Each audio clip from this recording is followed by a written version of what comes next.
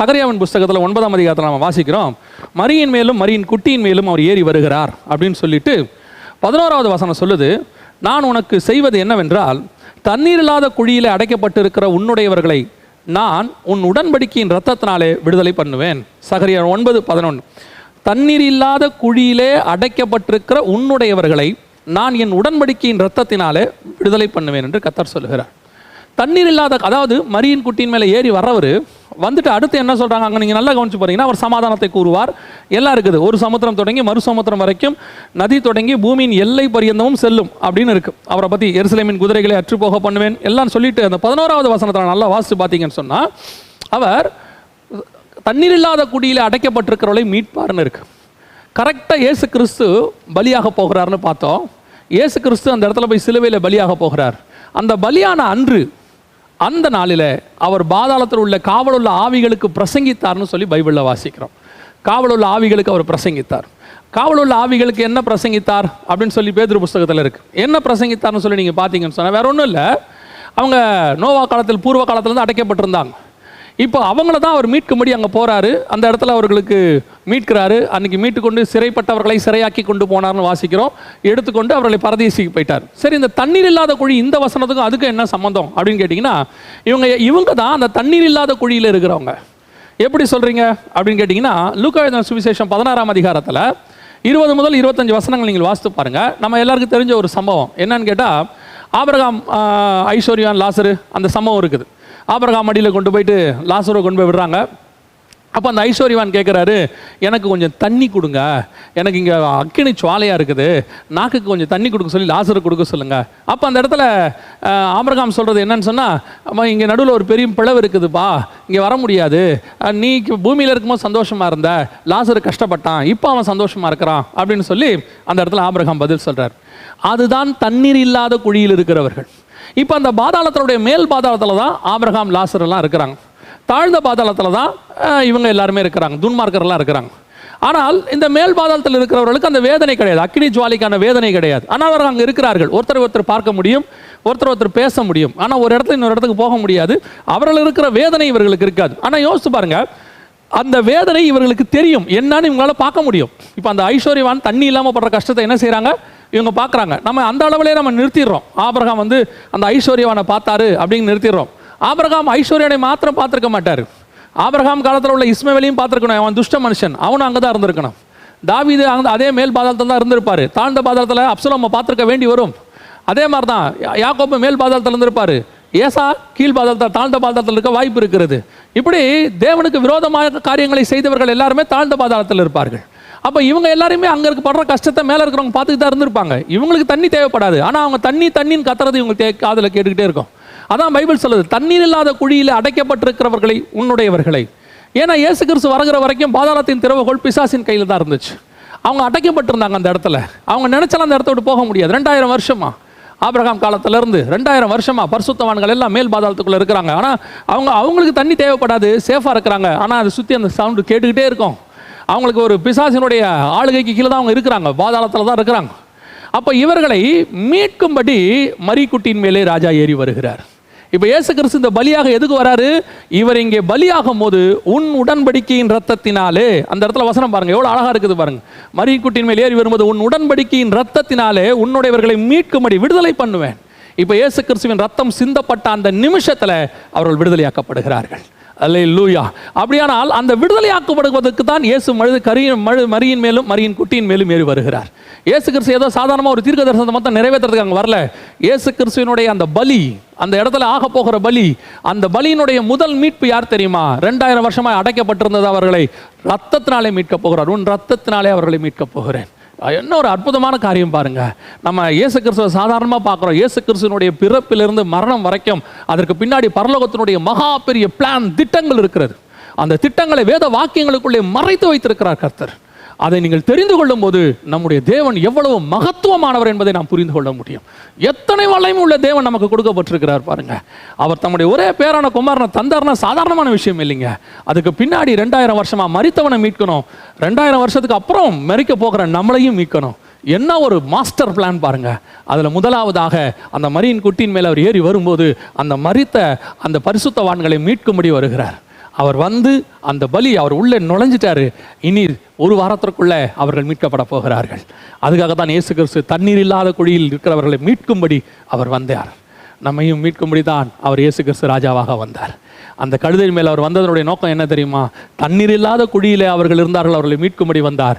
நாம் அந்த தண்ணீர் இல்லாத குழிக்கு போயிடக்கூடாது என்பதற்காக கர்த்தர் நம்மை மீட்கும்படி வந்தார். அந்த பாதாளத்துக்கு நம்ம போயிடக்கூடாதுங்கிறதுக்கு தான் கர்த்தர் வந்தார்.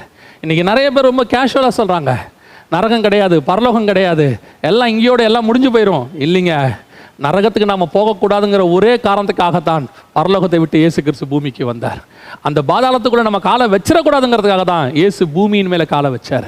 அவர் இயேசு பூமிக்கு மாத்திரம் வராமல் இருந்திருந்தா இந்த தண்ணீர் இல்லாத குழியில் இருந்த இந்த பரிசுத்தவான் இருக்கிற இடத்துல நாம் இருந்திருப்போமோ, இல்லைன்னா அந்த பாதாளத்தில் அந்த ஐஸ்வர்யவான் இருந்த இடத்துல இருந்திருப்போமோ நமக்கு தெரியாது. கர்த்தர் கிருபையாக ஆட்டுக்குட்டி ஒரு பலியாகி கழுதையின் மேலே ஏறி வந்து ராஜா நம்மை மீட்டெடுத்து கொண்டு விட்டார். இன்னைக்கு நாம் மீட்கப்பட்டவர்களாய் காணப்படுகிறோம்.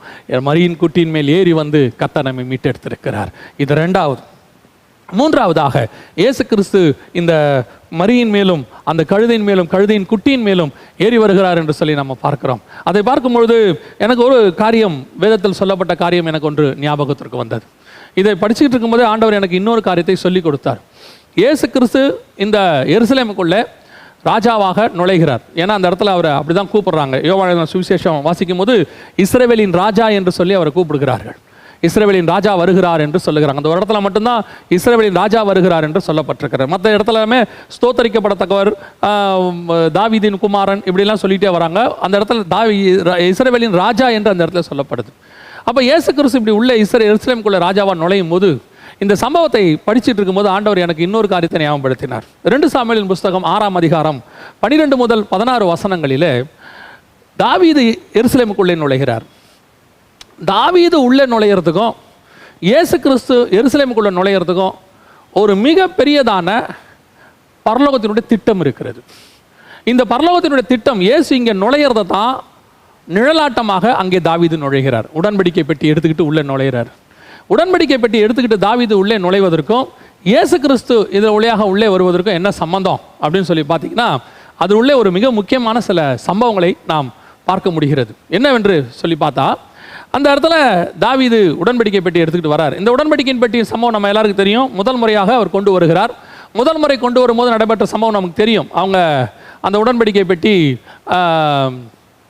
மாட்டு மேலே வச்சு, வண்டி மேலே வச்சு கொண்டு வராங்க. அது அப்படி கொண்டு வரக்கூடாது, அதை ஆசாரியர்கள் தான் சுமந்து கொண்டு வரணும். அதன் நிமித்தமாக அது கீழே தள்ளப்படுகிறது. அதனால் அங்கே கர்த்தர் அவங்களை அடிக்கிறாரு. பெட்டி கீழே விழுது, அவன் பிடிக்க போகிறான், அவனை அடிக்கிறாரு, எல்லாம் நடக்குது. அதற்கு பிறகு ஓபேதேதோம் வீட்டில் அந்த பெட்டி ஏறக்குறைய ஒரு 3 மாதம் அளவும் இருக்கிறது. கர்த்தர் அவனை ஆசீர்வதிக்கிறார். அதற்கு பிறகு தாவீது 2வது முறையாக அந்த உடன்படிக்கையை உள்ளே கொண்டு வருகிறார். நல்லா கவனிங்க, உடன்படிக்கை பெட்டி 2வது முறையாக எருசலேமுக்குள்ளே நுழைகிறது. 1வது உடன்படிக்கை வந்தபோது அது அவமாக்கப்பட்டது, கீழே தள்ளப்பட்டு விட்டது. நியாயப்பிரமாணம் கீழே தள்ளப்பட்டு விட்டது. 2வது உடன்படிக்கை உள்ளே வருகிறது, கிருபையின் பிரமாணம். இந்த கிருபையின் பிரமாணம் உடன்படிக்கை உள்ளே வருகிறது. இப்போ இயேசு கிறிஸ்து கிருபையின் பிரமாணத்தை சுமந்து கொண்டு உள்ளே வருகிறார். ஏன்னா இப்போ கிருபையின் பிரமாணத்தை இம்ப்ளிமெண்ட் பண்ணுறது தான் இயேசு வரார். இப்போ இயேசு உள்ளே வரும்போதும் தாவீது உள்ளே வரும்போதும் என்ன ஒரு பெரிய ஒத்துமை அப்படின்னு சொல்லி நீங்கள் கேட்டிங்கன்னு சொன்னால், அந்த வசனத்தை நீங்கள் நல்லா கவனிச்சு பாருங்கள். 2 சாமுவேலின் புஸ்தகம் 6ஆம் அதிகாரம் 14வது வசனத்தில் தாவீது சணல் நூல் ஏபோத் தரித்து, அந்த இடத்துல வசனம் தெளிவாக இருக்குது. இதுக்கு முன்னாடி தாவீது வரும்போது சணல் நூல் தரிக்கல, அவன் வெறும் ராஜாவாகத்தான் வந்தான்.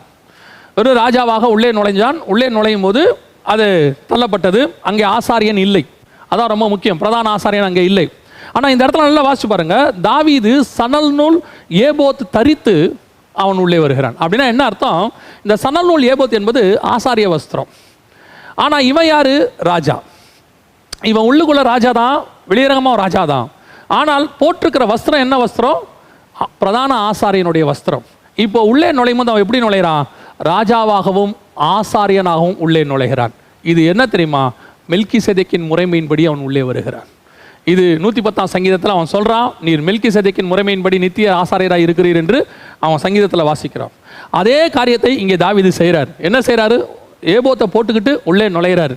அந்த புதிய ஏற்பாட்டு முறைமை, மெல்கிசேதேக்கின் முறைமை, ராஜாவாகவும் ஆசாரியனாகவும் அவன் உள்ளே நுழைகிறான். இதே காரியத்தை தான் இயேசு கிறிஸ்து கழுதையின் மேல் உள்ள வராரு. இயேசு கிறிஸ்து பிறந்ததிலிருந்து ராஜா ராஜா ராஜா என்று தான் அழைக்கப்பட்டார். அவர் பிறக்கும் போதே யூதருக்கு ராஜாவாய் பிறந்திருக்கிறவர் எங்கே அப்படின்னு தான் கேட்டாங்க. சிலுவையில் போய் அடையும் போதும் யூதருக்கு ராஜான் தான் எழுதி போட்டாங்க. ஆனால் அவர் உள்ளே நுழையும் போது எப்படி நுழைகிறாரு? பிரதான ஆசாரியனாக, பலி செலுத்த வேண்டிய பொருளாக, பலி செலுத்தக்கூடியவராக, பலி பொருளாக, எல்லாமே அவர்தான். அவர்தான் பலி செலுத்துகிறவர், அவர்தான் பலி பொருள், அவர்தான் அதை ஏற்றுக்கொள்கிற, பலியை ஏற்றுக்கொள்கிறவரும் அவரே. அந்த மூன்றும் நினைந்து அந்த பிரதான ஆசாரியனாக உள்ளே நுழைகிறார். ராஜாவாகவும் ஆசாரியனாகவும் மெல்கிசேதேக்கின் முறைமையின்படி நித்திய ஆசாரியராக இருக்கிறீர் என்கிற அந்த வசனத்தினுடைய நிறைவேற்றுதலுக்கு உள்ளே இயேசு வரார். அந்த கழுதையின் மேலும் கழுதையின் குட்டியின் மேலும் ஏறி வரும்போது இயேசு எப்படி வராரு? ராஜாவும் ஆசாரியனாகவும் உள்ளே நுழைகிறார். இப்போ தாவீது உள்ளே எப்படி நுழைகிறாரு? ராஜாவாகவும் ஆசாரியனாகவும் உள்ளே நுழைகிறார். அதாவது புதிய ஏற்பாட்டின் உடன்படிக்கை, கிருபையின் பிரமாண உடன்படிக்கை எருசலேமுக்குள்ளே நுழைகிறது. இதில் இன்னொரு பெரிய ஆச்சரியம்லாம் இருக்குது. நீங்கள் பார்த்தீங்கன்னா ரொம்ப ஆச்சரியமாக இருக்கும். அந்த உடன்படிக்கை பெட்டி இருக்குது இல்லைங்களா? அந்த உடன்படிக்கை பெட்டியை பற்றி நீங்கள் கொஞ்சம் வாசிச்சு பாருங்கள். அந்த உடன்படிக்கை பெட்டிக்குள்ள ஏற்கனவே இதை பற்றி நம்ம சொல்லியிருக்கிறோம். உடன்படிக்கை பெட்டிக்குள்ள கொண்டு வரும்போது பார்த்தீங்கன்னு சொன்னால், புறஜாதியார் தேசத்துக்கு போயிட்டு அது வருது. கொண்டு வரும்போது நீங்கள் பார்த்தீங்கன்னு சொன்னால் அதே உடன்படிக்கை பெட்டி தான் கொண்டு போய் இதில் வைப்பாங்க. தேவாலயத்தில் சாலமோன் கொண்டு போய் வைப்பார். சாலமோன் வைக்கும்போது பார்த்தீங்கன்னா அந்த உடன்படிக்கை பெட்டிக்குள்ள மண்ணா வைக்கப்பட்ட பொற்பாத்திரம் இருக்காது, ஆரோனின் துளிர்த்த கோலும் இருக்காது. என்ன இருக்கும்? நம்ம போன ஒரு மெசேஜில் கூட இதை சொல்லியிருக்கிறோம். என்ன இருக்கும்னு பார்த்தீங்கன்னு சொன்னால் கற்பலகைகள் மட்டும் இருந்தனன்னு இருக்கும். அப்படின்னா என்ன அர்த்தம்? புறஜாதியாருக்கு போயிட்டு உடன்படிக்கை போயிட்டு இப்போ திருப்பி உள்ளே வருது. புறஜாதியார் வழியாக உடன்படிக்கை உள்ளே வருது. உள்ளே வரும்போது அது உள்ள என்ன இல்லை அப்படின்னு கேட்டிங்கன்னா, தெரிந்து கொள்ளுதல் இஸ்ரவேலை விட்டு, ஆரோனை விட்டு, ஆரோனின் கோத்திரத்தை விட்டு போய்விட்டது. ஆரோனின் முறைமை முடிந்து விட்டதுன்னு அர்த்தம். ஆரோனின் தெரிந்து கொள்ளப்படுதல், ஆசாரியத்துவத்துக்கான ஆரோனின் தெரிந்து கொள்ளப்படுதல் முடிவடைந்து விட்டது. மெல்கிசேதேக்கின் முறைமை உள்ள வந்துருச்சுன்னு அர்த்தம். ஆரோனின் முறைமை, மெல்கிசேதேக்கின் முறைமை ரெண்டு தான் இருக்கு. எபிரேயரை நம்ம வாசிக்கிறோம். அந்த ரெண்டு முறைமையில் ஆரோனின் முறைமை முடிவுக்கு வந்துருச்சு. ஆரோனின் முறைமை முடிஞ்சு போச்சு. இப்போ அது உள்ள அது இல்லை. அதற்கு பதிலாக என்ன வருகிறது? மெல்கிசேதேக்கின் முறைமை உள்ளே வருது. அதனால தான் சணல் நூல் வைப்பதை தெரிவித்து ராஜாவே உள்ளே நுழைகிறான். அங்கே ஆசாரியன் என்று ஒருவன் இல்லை, ராஜாவே ஆசாரியனும் ராஜாவாகவும் உள்ளே நுழைகிறான். ரெண்டாவது, மன்னா வைக்கப்பட்ட பொற்பாத்திரம். அந்த மன்னா மறைவான மன்னா நம்ம பார்த்தோம். அதாவது இஸ்ரவேலுக்கு கொடுக்கப்பட்ட மன்னா முடிஞ்சிருச்சு. அதை காட்டிலும் மேலான பரிசுத்த ஆவியாகிய மன்னா நமக்கு வரப்போகுது அப்படின்னு அர்த்தம்.